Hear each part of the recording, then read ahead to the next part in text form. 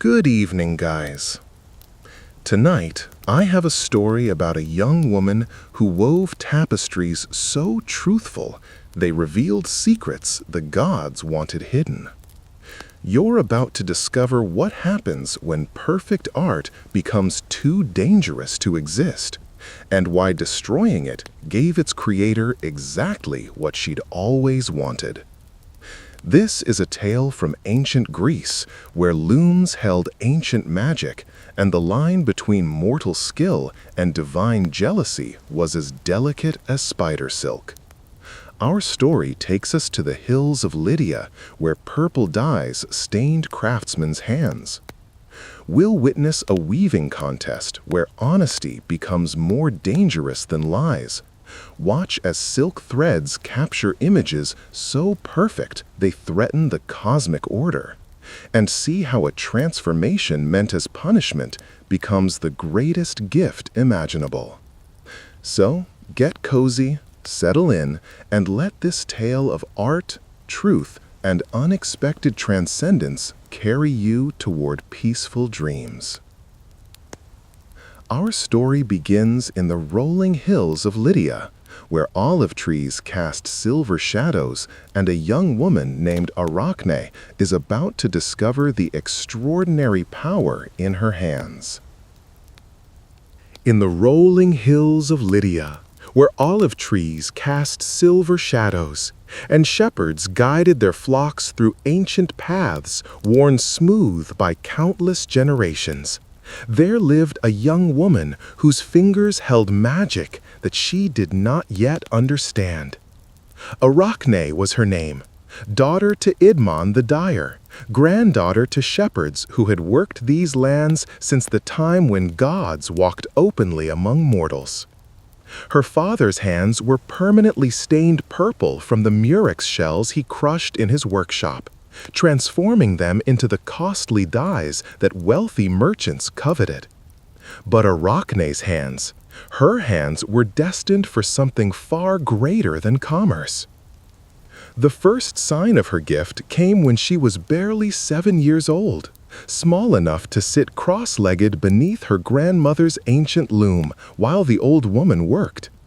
Arachne would watch, mesmerized, as her grandmother's weathered fingers guided the shuttle back and forth, creating simple cloth for the family's use.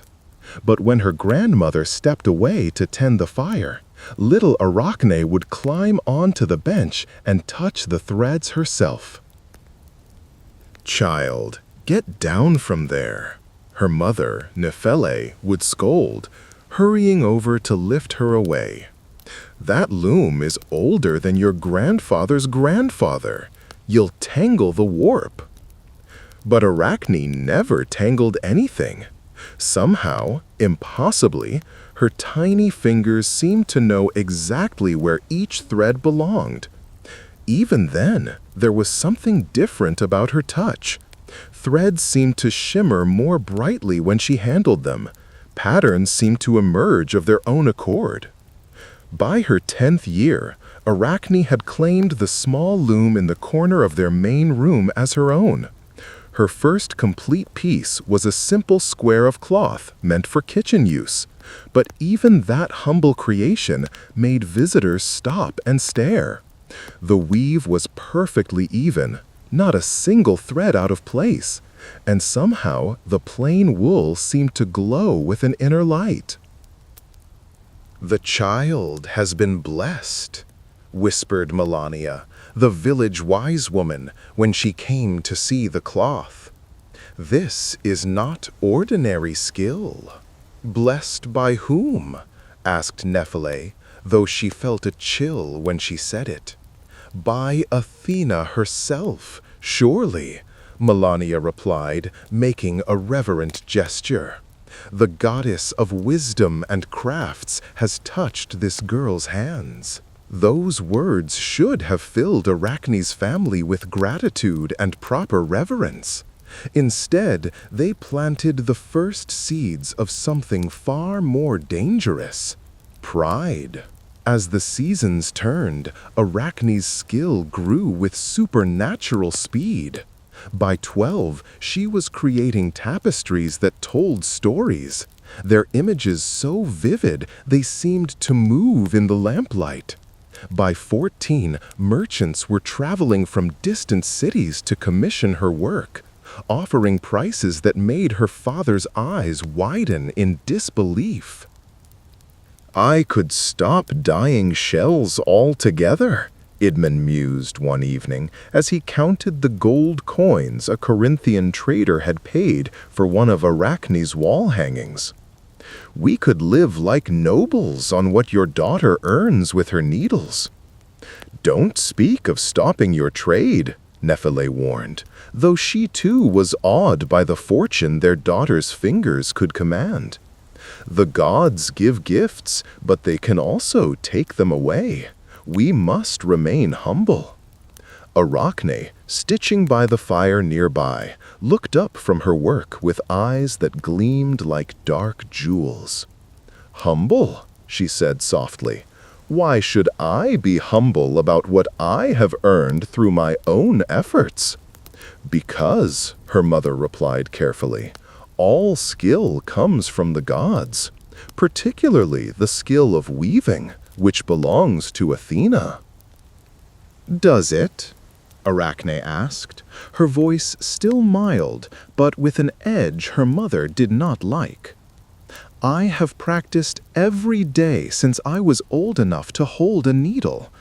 I have studied light and shadow, learned how different threads catch lamplight, discovered techniques that no one taught me. Tell me, mother, when has Athena guided my hand? When has she whispered secrets in my ear?" Nephele felt a chill that had nothing to do with the evening air. "Hush, child, such talk is dangerous." But Arachne had already returned to her work, and if she heard her mother's warning, she gave no sign. The piece she was creating showed a garden in spring, with flowers so realistic that bees from the courtyard occasionally flew to the window, drawn by colors that seemed more vivid than nature itself. By her 15th year, Arachne's reputation had spread far beyond Lydia. Poets composed verses about the maiden whose tapestries rivaled the work of the gods themselves. Nobles journeyed from Athens and Sparta, from Corinth and Thebes, hoping to commission pieces from her loom. Her father's modest workshop had been expanded twice to accommodate the visitors who came not just to see her work, but to watch her create it. And Arachne had grown beautiful alongside her skill. Tall and graceful, with dark hair that caught light like silk, and eyes that held depths of knowledge beyond her years. She moved through her workshop like a dancer, every gesture purposeful and elegant. When she worked, bent over her loom with complete concentration, visitors would fall silent, sensing they were witnessing something sacred. "The girl is like no mortal I have ever seen," murmured Pythios, a wealthy merchant from Ephesus who had come to commission a tapestry for his villa. "She works as if she can see the finished piece already complete in her mind." "She can," said Damon, a local shepherd who had known Arachne since childhood. "I've watched her start a new piece without any sketch or plan, and somehow every thread falls exactly where it should. It's as if she's not creating the images, just revealing what was always meant to be there." These conversations took place around Arachne as she worked, and every word of praise settled into her heart like water soaking into parched earth. She began to carry herself differently, with the confidence of one who knows her own extraordinary worth. When visitors compared her work to that of the gods, she no longer looked uncomfortable. Instead, she would smile. A small, secret smile that held no humility at all. It was on a morning in late spring, when the hillsides were brilliant with wildflowers, and the air carried the scent of blooming olive trees, that the old woman first appeared. Arachne was working on her most ambitious piece yet, a tapestry the size of a wall that would show the 4 seasons in a single, flowing narrative. Spring dancers gave way to summer harvest scenes, which transformed into autumn's winemaking, which flowed into winter's quiet contemplation. The work was so complex that even experienced weavers who came to see it shook their heads in amazement. "Impossible," whispered Thalia, an old woman from the village who had woven for 60 years. "No mortal hands could plan such intricate connections. Each season flows into the next as naturally as time itself." "More naturally," said another visitor. "This shows the seasons as they exist in the mind of the gods, perfected, idealized." It was then that the old woman entered. She appeared in the doorway like a shadow made solid, leaning heavily on a walking stick that seemed carved from a single piece of gnarled wood. Her gray hair was covered by a himation so worn and patched that its original color was impossible to determine, and her feet were bare, dust-covered from long walking. The crowd of visitors, all wealthy merchants and nobles in their fine clothing, made space for her somewhat reluctantly. She was clearly a beggar, the sort of person who might ask for scraps or a few copper coins. But something about her presence commanded respect. Perhaps the way she carried herself, straight-backed despite her apparent age, or the intensity of her gaze as she studied Arachne's work. "So," the old woman said, her voice carrying clearly through the workshop despite its apparent frailty, "this is the girl everyone speaks of, the one whose weaving rivals the gods." Arachne looked up from her loom, her dark eyes meeting the stranger's gray ones. For a moment, something passed between them, a recognition that made Arachne's fingers still on the threads. "I am Arachne," she said, her voice steady, "and I do not claim to rival the gods. I simply weave." "Simply?" The old woman stepped closer to the loom, her gnarled fingers hovering just above the tapestry without quite touching it. "Child, there is nothing simple about what I see here. This work," she paused, studying the flowing connection between autumn and winter, where grapevines heavy with fruit gradually gave way to bare branches traced with frost. "This shows understanding that goes beyond mortal perception." "Understanding comes from observation," Arachne replied, resuming her work. "I watch the world carefully.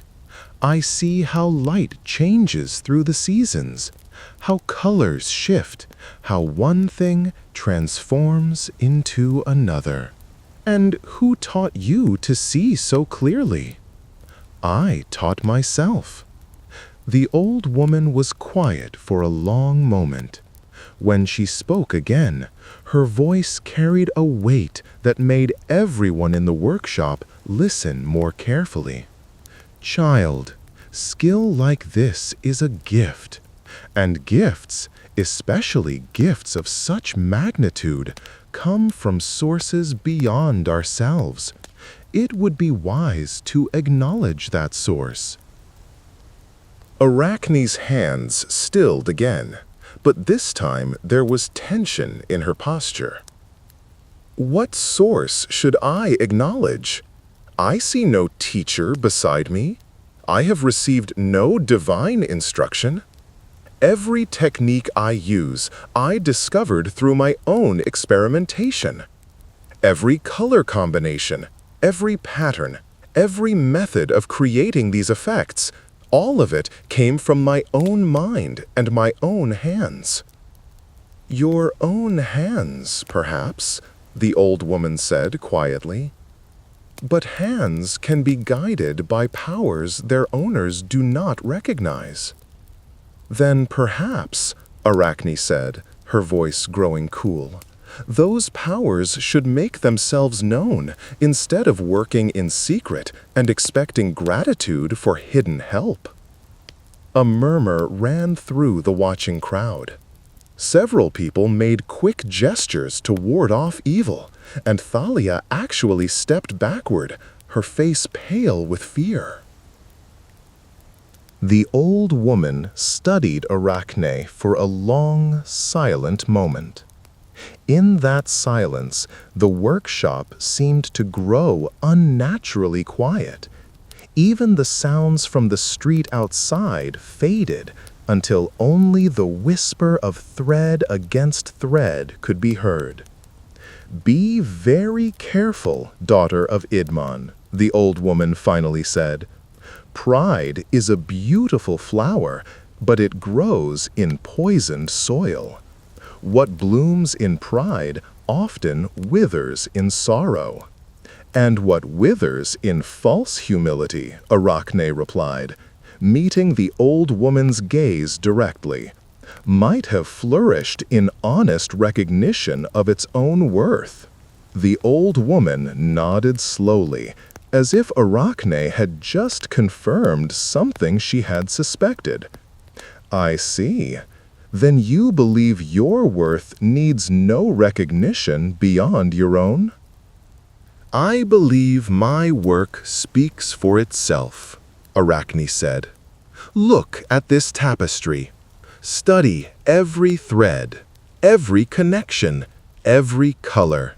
Can you find a single flaw? Can you point to any moment where my skill faltered, where my vision failed? This is perfect work, created by my hands, guided by my mind, born from my imagination and my years of practice." "Perfect," the old woman repeated thoughtfully. "A dangerous word from mortals to use." "An accurate word for accurate assessment," Arachne countered. "If my work is flawed, show me the flaws. If it is not, then what harm is there in acknowledging its perfection?" "The harm," the old woman said, her voice growing stern, "lies in forgetting that perfection belongs to the realm of the divine. Mortals who claim perfection often discover that the gods have different opinions." "Then let the gods express their opinions," Arachne said, her voice rising slightly. "Let them come and show me work that surpasses mine. Let them demonstrate these divine techniques that supposedly guide my hands. I weave what I weave through my own skill, and I will gladly compare my work to anyone's, mortal or divine." The words hung in the air like incense, heavy with implications that made the watching crowd exchange frightened glances. Several people began edging toward the door, sensing that they were witnessing something that might bring divine retribution down on the entire workshop. The old woman stood perfectly still, her gray eyes fixed on Arachne's face. When she spoke, her voice was soft, but carried an authority that made everyone in the room listen intently. "Anyone's work, child? Even Athena's?" "Especially Athena's," Arachne replied without hesitation. "If the goddess of weaving wishes to demonstrate her superiority, she need only appear and prove it. Until then, I see no reason to bow to a reputation based on stories rather than evidence." The old woman smiled then, a smile that somehow managed to be both sad and terrible. "Stories rather than evidence. I see. And what would you consider acceptable evidence of divine skill?" A contest, Arachne said, her chin lifting with defiant pride. Let Athena come with her divine loom and her celestial threads. Let us weave side by side, and let the work itself declare whose hands are more skilled. I am willing to stake my reputation on such a contest. Is the goddess?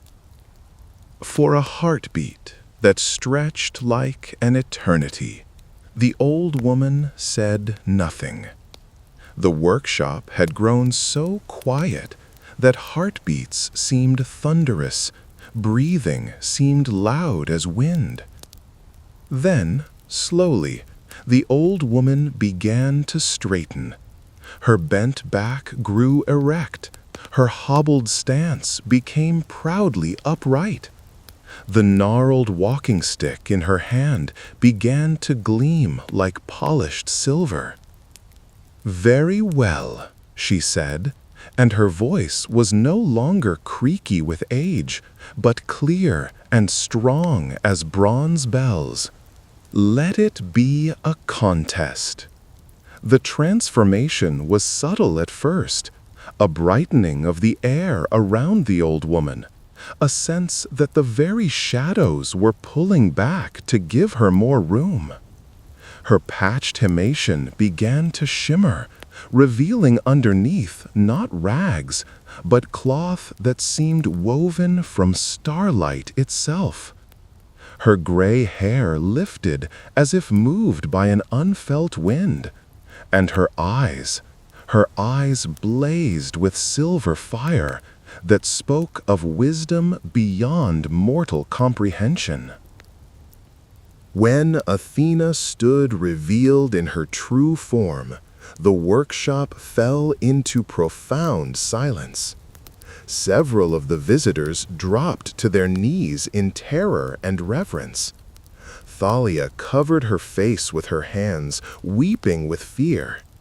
Even the bold merchants who had traveled from distant cities prostrated themselves on the stone floor. Only Arachne remained upright, though her face had gone pale and her hands trembled where they gripped the edges of her loom. "So," Athena said, her divine voice filling the workshop like music made of light. "The daughter of a dye maker believes she can match the goddess who taught the first mortal to join thread to thread, who gave humanity the gift of weaving itself?" Arachne's voice came out as barely a whisper, but it was steady. "I believe I can surpass her." Surpass?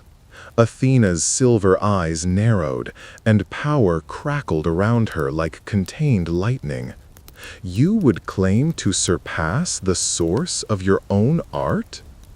If that source truly wishes to claim credit for my work," Arachne said, her voice growing stronger as her initial shock faded, "then let that source prove it deserves such credit. I have spent my life perfecting my craft. I have pushed the boundaries of what cloth and thread can do. I have created beauty that moves viewers to tears, and techniques that no other weaver can duplicate. If all of this came from divine blessing rather than my own efforts, then surely the goddess who blessed me can demonstrate techniques that surpass my own." Athena stared at her for a long moment, and in that divine gaze, Arachne saw something unexpected, a flicker of what might have been respect, quickly overwhelmed by outrage.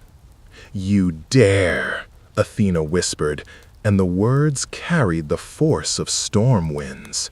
"You dare question not just my supremacy, but the very source of your gifts?" "I question nothing," Arachne replied. "I simply propose to test claims through demonstration. If you are truly the superior weaver, then proving it should be effortless. If I am deluded about my own abilities, then this contest will cure me of my delusion. Either way, the truth will be revealed." "Truth," Athena repeated, and something in her expression shifted. "Yes, perhaps it is time for truth to be revealed. Very well, mortal. We shall weave, you and I. But understand this, when you lose, as you surely will, your punishment will be as eternal as your arrogance." "And when I win?" Arachne asked. Athena's laugh was like silver breaking. "When you win, child, I will acknowledge you as the greatest weaver who ever lived, mortal or divine." The contest was set for the following dawn. Word spread through Lydia faster than wildfire, and by the time the first rays of sun touched the hills, crowds had gathered from every village within a day's journey. They pressed against the courtyard walls behind Arachne's house, climbed onto neighboring rooftops, filled every space that offered a view of the two looms that had been set up side by side. Athena's loom was a thing of divine beauty itself, crafted from silver that seemed to hold captured starlight, with threads that shimmered with every color of creation, and some that had never been seen by mortal eyes. Beside it, Arachne's wooden loom looked humble and earthly, but her threads, silk and wool and linen dyed in her father's workshop, glowed with their own subtle perfection. "The rules are simple," Athena declared, her voice carrying easily to every corner of the crowd. "We will weave until the sun reaches its zenith. When both works are complete, let the art itself declare the victor." "Agreed," Arachne said. Her hands were steady now, her fear transformed into the calm focus that always came when she worked. This was what she had been born for, this moment of absolute creative challenge. "Begin." Athena started her work with movements that were like a divine dance. Her shuttle flew between the threads with impossible speed and precision, never hesitating, never correcting, as if the finished tapestry already existed in her mind down to the smallest detail. The pattern that emerged under her hands spoke of order, harmony, the proper relationship between gods and mortals. In the center of her tapestry, Athena wove herself in all her glory.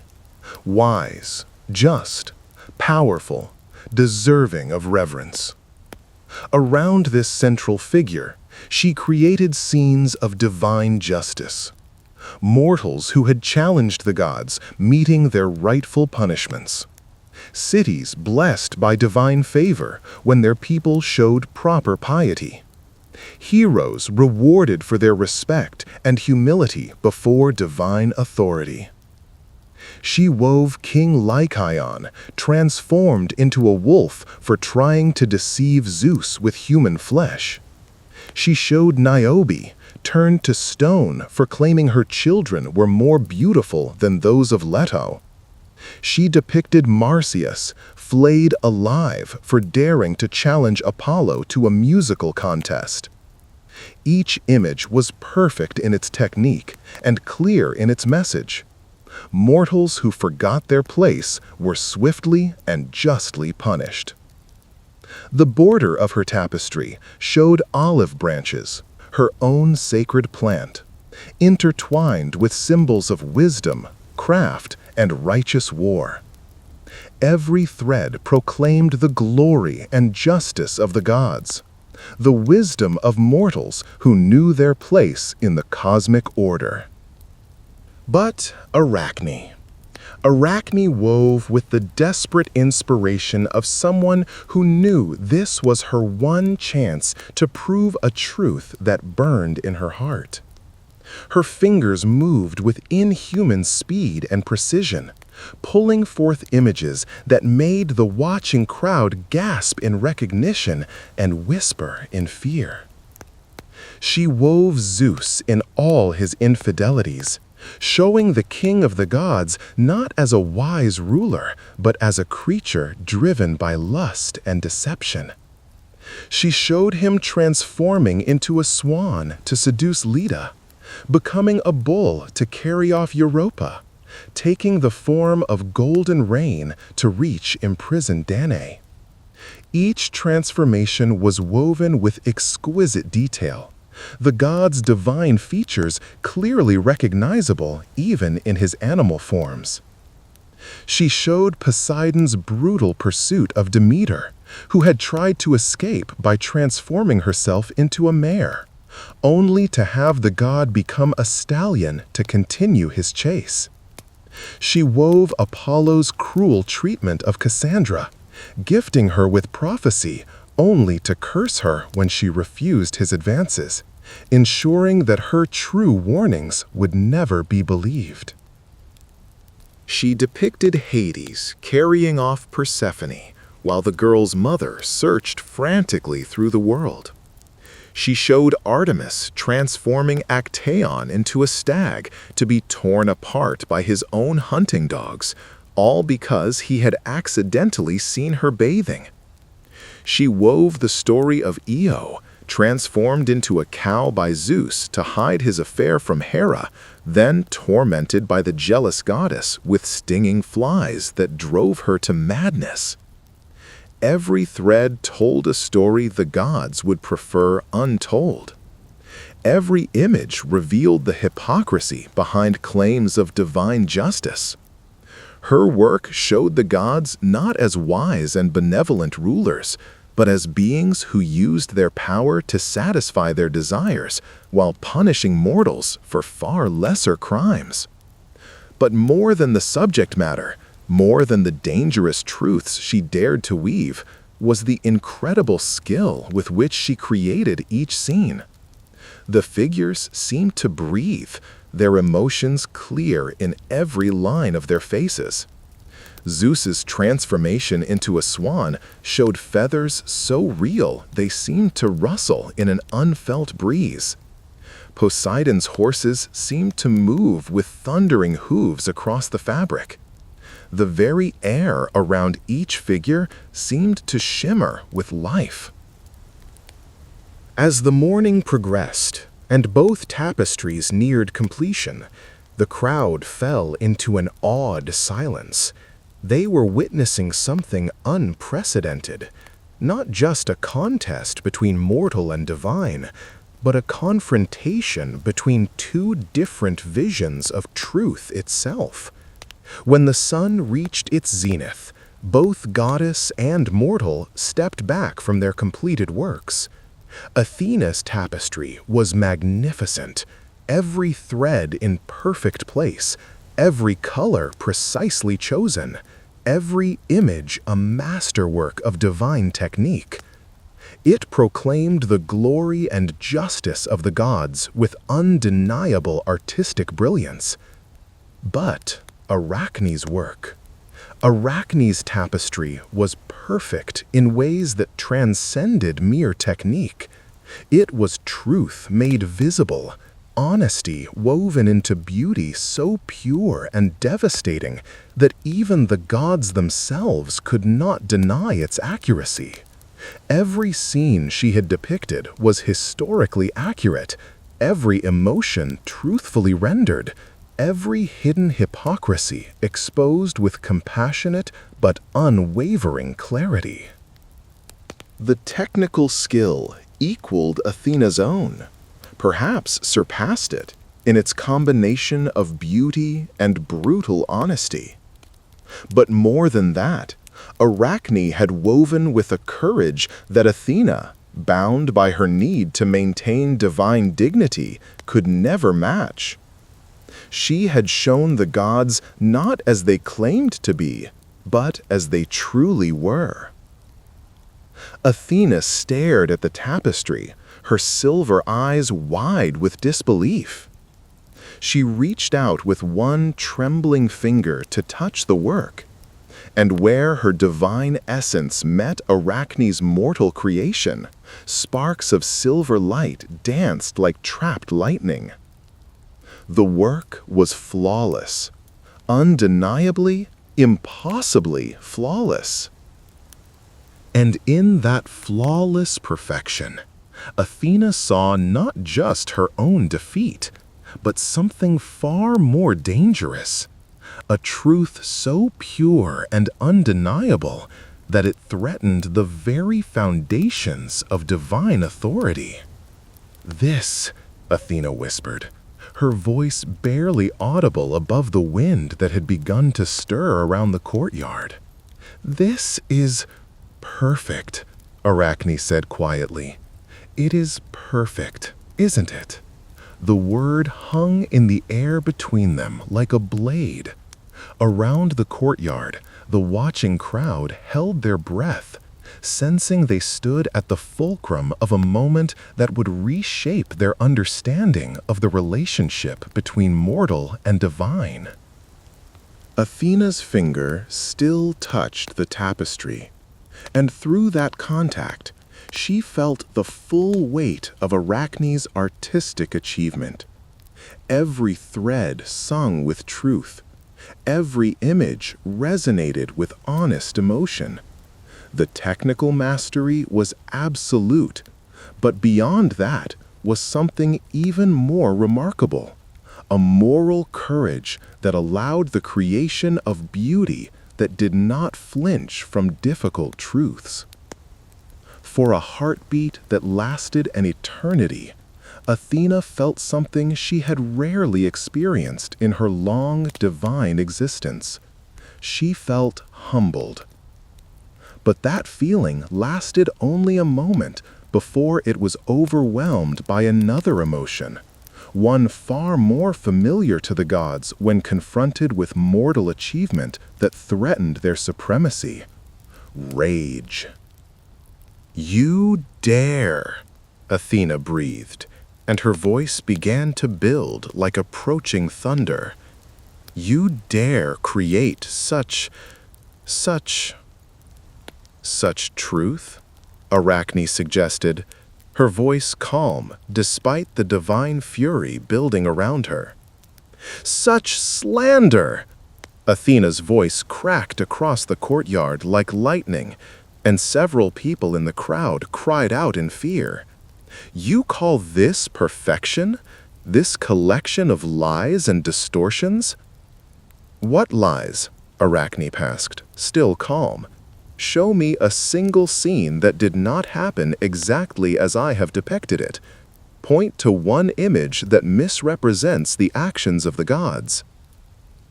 Athena opened her mouth to respond, then closed it again. Because the terrible truth was that every scene in Arachne's tapestry was accurate. Zeus had indeed pursued mortal women through deception and transformation. Poseidon had forced himself on Demeter. Apollo had cursed Cassandra for rejecting him. Every story Arachne had woven was true, documented in the very myths that mortals told about the gods. "Truth without context is still falsehood," Athena finally said, but her voice lacked conviction. "These scenes show actions without showing the greater purposes they served, the cosmic necessities they fulfilled."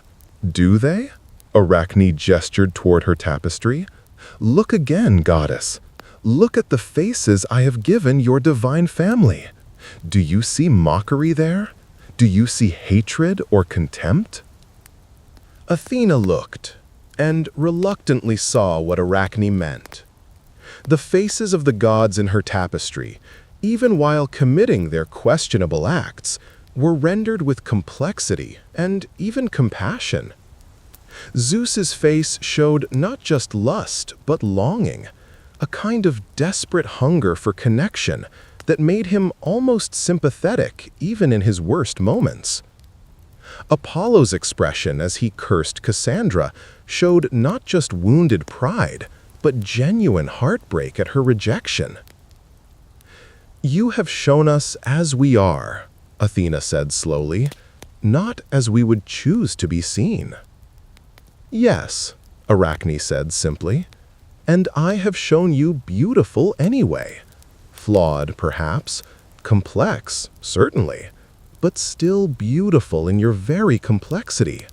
Is that not a truer kindness than false praise?" For a moment, something in Athena's expression shifted. Looking at her tapestry through Arachne's eyes, she began to see not slander, but a kind of artistic honesty that was perhaps more generous than simple glorification.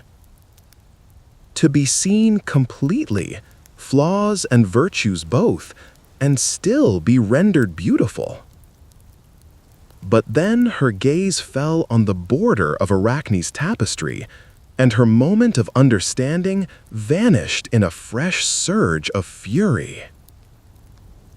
For Arachne had not stopped at depicting individual stories of divine misbehavior. In the border of her work, she had woven a pattern that told a larger truth: the systematic nature of divine abuse of power. Thread by thread, she had created a design that showed mortals as prey and gods as predators. A visual argument that the entire relationship between divine and human was fundamentally corrupt. "This," Athena said, pointing at the border pattern, "this goes too far." "Does it?" Arachne asked. "Or does it simply connect individual truths into a larger pattern? Is the weaving not supposed to show how separate threads create a greater whole?" "You would make us into monsters," Athena accused. "I would make you into what you are," Arachne replied. "No more, no less. And what you are, even at your worst, is still worthy of art, still worthy of beauty, still worthy of honest recognition rather than fearful praise." It was then that Athena realized what Arachne had truly done. The girl had not set out to destroy the gods' reputation. She had set out to see them clearly and to present that clear vision as art. In her mind, even divine flaws were interesting enough to weave into beauty. Even divine failures were worth preserving in thread and pattern. It was, in its way, a love letter, not to the gods as they claimed to be, but to the gods as they actually were. Complex, flawed, sometimes cruel, sometimes kind, always fascinating beings worthy of artistic attention. But love letters that reveal unwelcome truths are often harder to accept than outright attacks.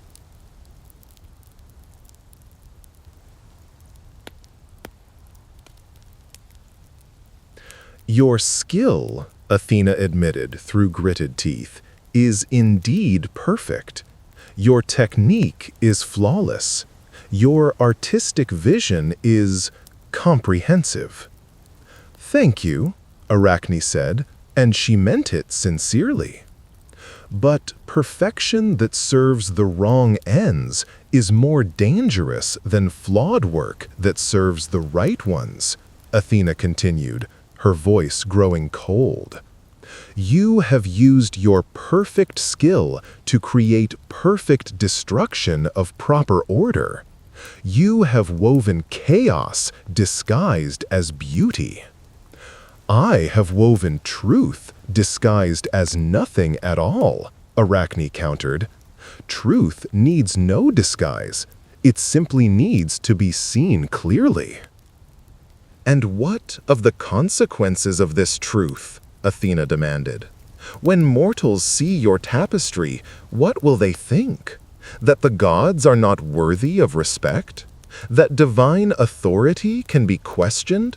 That the cosmic order itself is merely the arbitrary rule of powerful beings who care nothing for justice?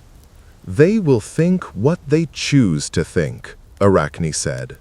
I am not responsible for their interpretations, only for the honesty of my art.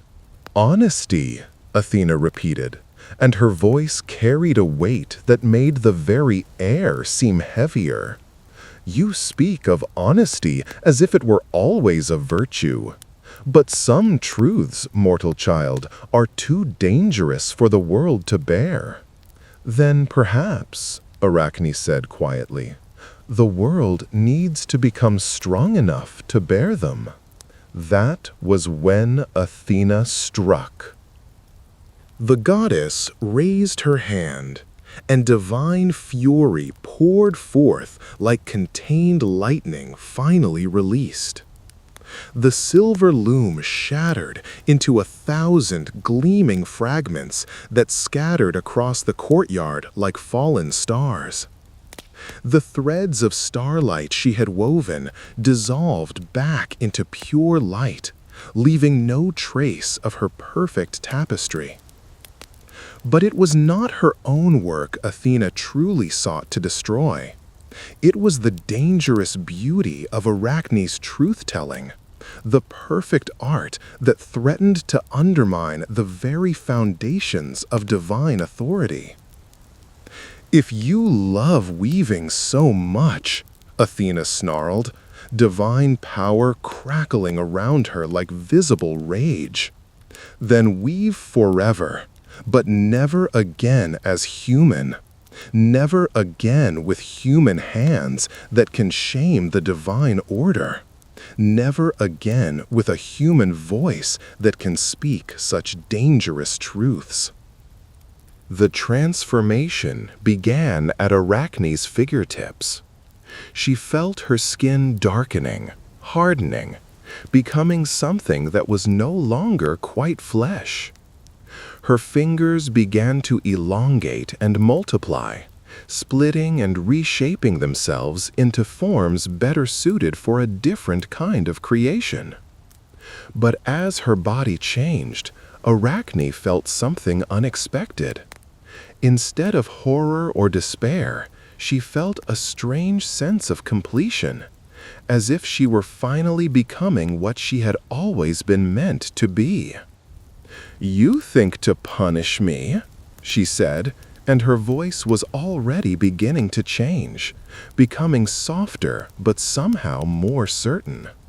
"But look!" She held up her transforming hands, now sporting 8 delicate, perfectly articulated digits. "Look what you have given me." Athena paused in her spellcasting, confusion flickering across her divine features. "Given you?" 8 legs, perfect for positioning myself precisely at any point on my web.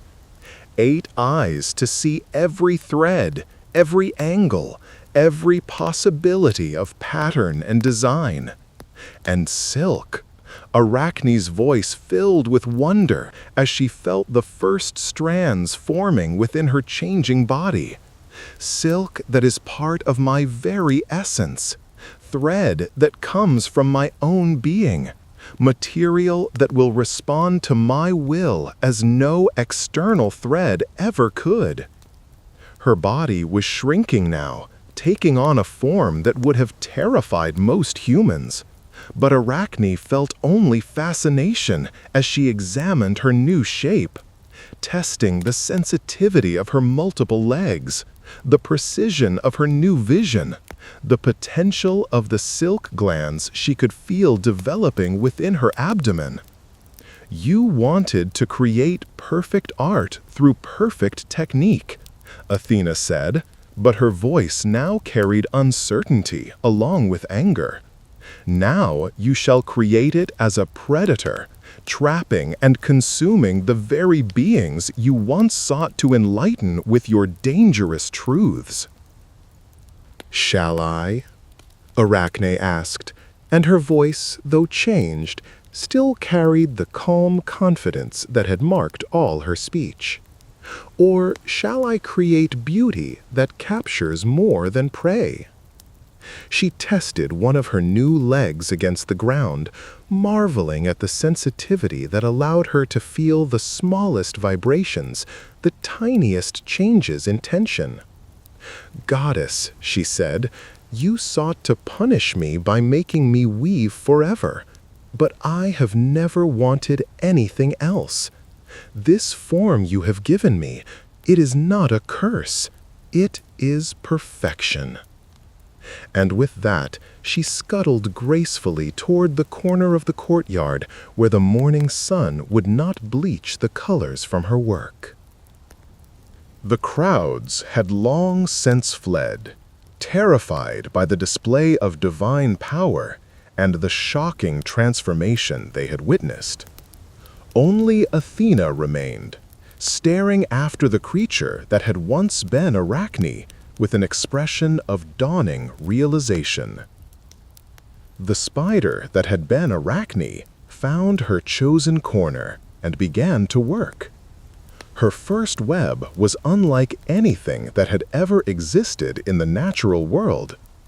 Each strand was placed with conscious artistry, every connection made with deliberate aesthetic purpose. The mathematical precision of a spider's web was enhanced by human creativity and divine-touched skill, creating a pattern that was both perfectly functional and breathtakingly beautiful. As the day waned and shadows lengthened across the courtyard, Arachne worked with patient joy. Each strand she spun seemed to catch light and hold it, creating a design that shifted and changed as the sun moved across the sky.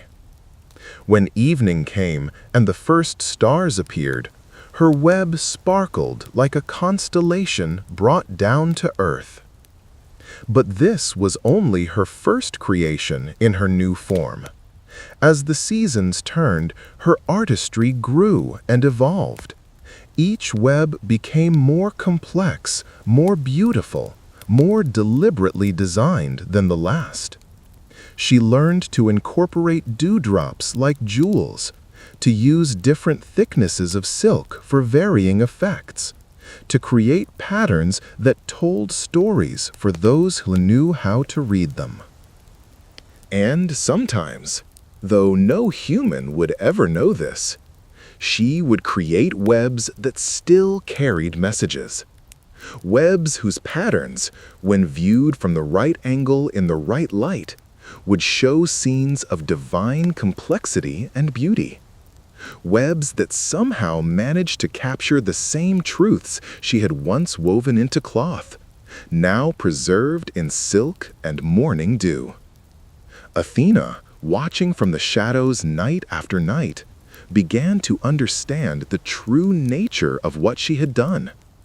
She had meant to silence Arachne by transforming her, to end the mortal's dangerous truth-telling by stripping away her human voice and human hands.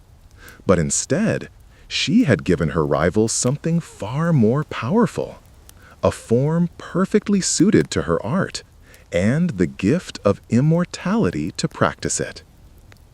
For Arachne would never age in her new form, never lose the precision of her vision or the steadiness of her touch. She would weave for centuries, for millennia, creating beauty that would inspire wonder in any creature capable of recognizing artistic achievement. And each web would be both functional and transcendent, catching prey, yes, but also catching light, catching meaning, catching truths too subtle for mortal weavers to express. Years passed, then decades. Arachne's corner of the courtyard became legendary among the locals, though they did not know why. Travelers would stop to stare at the webs that appeared there each morning, marveling at their impossible perfection. Children would creep close despite their parents' warnings, drawn by patterns that seemed to shift and change when viewed from different angles. "It's just a spider," the adults would say, hurrying their young ones away. "Nothing special about a spider's web." But the children, with their clearer vision, often saw more. They saw stories in the silk, faces in the patterns, moments of beauty so pure they would remember them for the rest of their lives. And sometimes, in the early morning, when dew made each strand visible, they would see images that reminded them of the old tapestries and temples, scenes of gods and heroes rendered in silk and water drops. Arachne learned to read the vibrations that traveled through her webs like messages. She could sense the approach of different creatures by the weight and rhythm of their footsteps, the particular tremor each species created in the air. Birds landing nearby created one kind of vibration. Mice scurrying past created another. Humans walking through the courtyard sent complex patterns through her webs, patterns she learned to interpret like a language. She could tell when someone was happy by the lightness of their step, when they were sad by the heaviness of their tread. Children move differently than adults, lovers differently than strangers, pilgrims differently than merchants. Each person who passed through her domain left their story written in the trembling of silk strands. And slowly, over the years, she began to incorporate these stories into her art. A web created after a wedding party passed through would shimmer with patterns that spoke of joy and celebration. One spun after a funeral procession carried threads that seemed to droop with sorrow, yet somehow still maintained its essential beauty. Webs created during festival times would practically dance with light-hearted complexity, while those made during times of war or plague would carry a gravity that made observers pause in unexpected contemplation. One spring morning, nearly 20 years after her transformation, Arachne sensed a familiar vibration approaching her corner. The footsteps were measured, purposeful, carrying an authority that made the very air seem to thicken. She knew, without looking, who had come to visit her. Athena appeared in her human guise once again. Not the bent old woman she had used for deception, but her true form made visible to mortal eyes. She stood at the edge of the courtyard, studying the latest web Arachne had created. This particular web was a masterpiece, even by Arachne's evolved standards.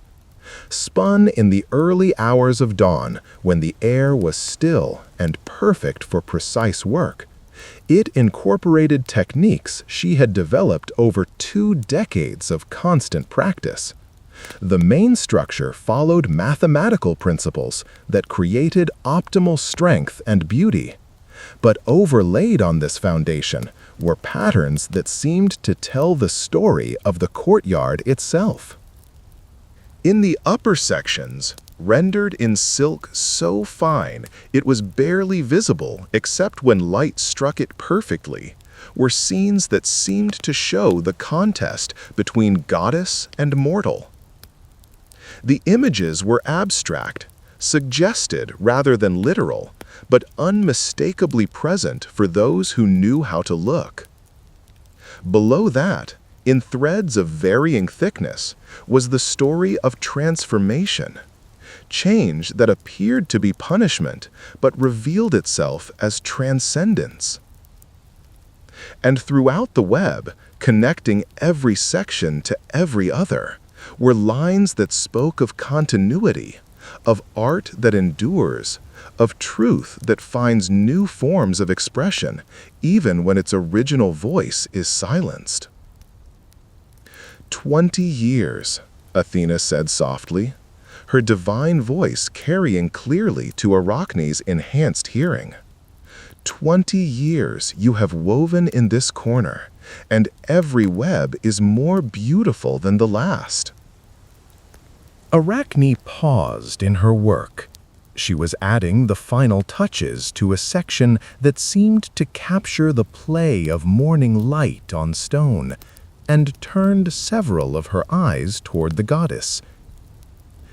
"Immortal art," she replied, her voice now a whisper that somehow carried perfect clarity, "requires immortal time to develop."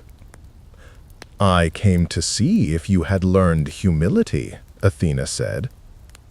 "I have learned precision," Arachne answered. "I have learned patience. I have learned techniques that no weaver, mortal or divine, has ever imagined. But humility?" She paused, considering. "I have learned to be humble before the complexity of truth, before the challenge of capturing it perfectly in art. But I have not learned to be humble about the quality of my work when that work achieves what I set out to accomplish." Athena stepped closer, studying the web from multiple angles. "Your skill has indeed grown beyond what it was even when you challenged me." "It should have," Arachne said. "I have had 20 years of constant practice with a form perfectly designed for my art. And I have had the motivation of knowing that every web must be perfect. Not because imperfection would damage my reputation, but because imperfection would be a waste of the gift you gave me." "The gift I gave you?" Athena's voice carried a note of irony. "You call your transformation a gift?" "The greatest gift I have ever received," Arachne said without hesitation. "You gave me exactly what I had always wanted, the perfect form for perfect art, and eternity to practice it. You meant it as punishment, but it became fulfillment." Athena was quiet for a long moment, studying not just the web, but the graceful creature who had created it. Arachne's movements as she worked were like a dance, each gesture economical and precise.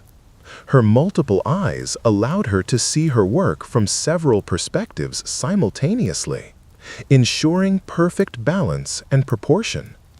Her silk responded to her will like an extension of her thoughts, creating exactly the effects she envisioned.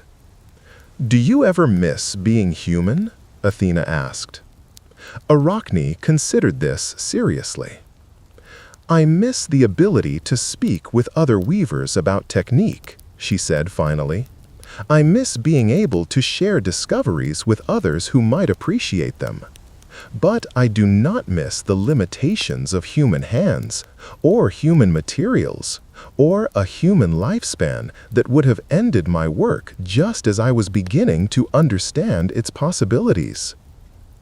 "And you feel no resentment toward me for the transformation?" "How can I resent someone who gave me my heart's desire?" Arachne asked. "You meant to punish me for my pride, but pride was never my true motivation. Art was. Truth was. The desire to create beauty that would make people pause and think and feel. That was what drove me. You gave me the perfect means to achieve that desire." Athena studied the web again, and this time she saw it not as a goddess evaluating a potential threat, but as one artist appreciating the work of another. The technical achievement was undeniable, the aesthetic impact was profound, and the emotional resonance, the way the web seemed to tell stories that touched something deep in the observer's heart, was perhaps more powerful than any tapestry Arachne had ever created in human form. "Your webs," Athena said slowly, "are seen by creatures who cannot understand their full meaning. Humans who glimpse them see only spider webs, however beautiful. They cannot read the stories you weave into the patterns." "Does that matter?" Arachne asked. "A sunset is beautiful whether or not anyone sees it. Art exists for its own sake, not just for recognition. But you were always driven by the desire to be seen, to be acknowledged," Athena pointed out. "Your pride came from human praise." "My pride came from knowing the quality of my own work," Arachne corrected gently. "Human praise was pleasant, but it was never the source of my satisfaction. The satisfaction came from achieving what I set out to achieve, from solving artistic problems, from pushing the boundaries of what was possible. The praise simply confirmed what I already knew about the quality of my creations." She returned to her work, adding a section that seemed to capture the movement of clouds across the sky. "In this form, I still achieve what I set out to achieve. I still solve artistic problems no one has ever solved before. I still push boundaries. The fact that my primary audience now consists of dewdrops and morning light does not diminish the art itself."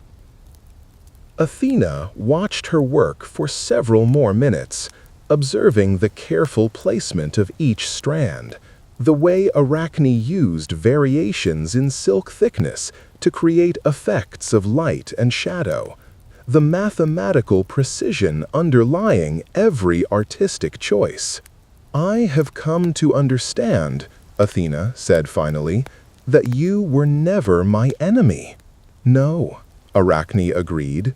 "I was never that. You were my mirror," the goddess continued, "showing me truths about myself and my divine family that I was not prepared to acknowledge." "Truth is often uncomfortable," Arachne said. "That does not make it less necessary. And your art, both then and now, serves truth first, comfort second. Art that serves only comfort is decoration," Arachne said. "Art that serves truth, even uncomfortable truth, is art." Athena nodded slowly, finally understanding what she had failed to grasp 20 years earlier. Arachne had never been trying to diminish the gods or destroy proper order. She had been trying to see clearly and render what she saw with perfect honesty. The fact that this honesty revealed divine flaws was not malicious intent. It was simply the inevitable result of clear vision applied without prejudice. "I owe you an apology," Athena said. Arachne paused in her work, several of her eyes focusing on the goddess with surprise. "Do you? I thought you were challenging divine authority out of prideful rebellion. I did not understand that you were simply being true to the demands of your art. An artist who sees clearly cannot help but weave clearly, even when clarity reveals unwelcome truths.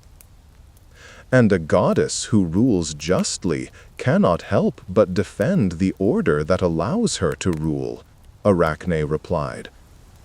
"You were being true to your nature as well. Perhaps we were both right, within the contexts of our different purposes." "Perhaps," Athena agreed. "But I have spent 20 years thinking about our contest and its aftermath. And I have come to believe that truth-telling, even uncomfortable truth-telling, serves divine justice better than comfortable lies. She gestured toward the web Arachne was creating. Your art now reaches fewer eyes than it did when you were human, but it reaches them more purely. There is no marketplace pressure to please patrons, no need to consider political consequences. You can create exactly what you see, exactly what you feel, exactly what you believe needs to be preserved in beauty. Yes, Arachne said simply. And in that purity, there is a kind of perfection that even divine art sometimes lacks. Arachne completed the section she had been working on and moved to inspect her web from a different angle. All art is imperfect in some way, she said, but some imperfections serve the greater perfection of the whole. Is that what you think about our contest? Athena asked. That my imperfect reaction served some greater perfection? I think, Arachne said carefully, that we were both necessary. You represented the establishment's need for order and respect. I represented the artist's need for truth and honesty. The tension between us created something neither of us could have achieved alone. What did it create? Arachne gestured with one delicate leg toward her web, toward herself, toward the morning light that was making her creation shimmer like captured starlight. This conversation, this understanding, this moment where we can stand as equals, not mortal and divine, not challenger and authority, but artist, and recognize the necessity of what each of us was trying to achieve. Athena looked at the web again, and this time she saw it not as the work of a presumptuous mortal who had needed divine correction, but as the creation of a fellow artist who had found her perfect form of expression. The beauty was undeniable, the technical skill absolute, the emotional truth profound. You have achieved something remarkable, she admitted. Art that serves truth without sacrificing beauty. Beauty that encompasses difficult realities without becoming cynical. Perfection that acknowledges imperfection without being diminished by it.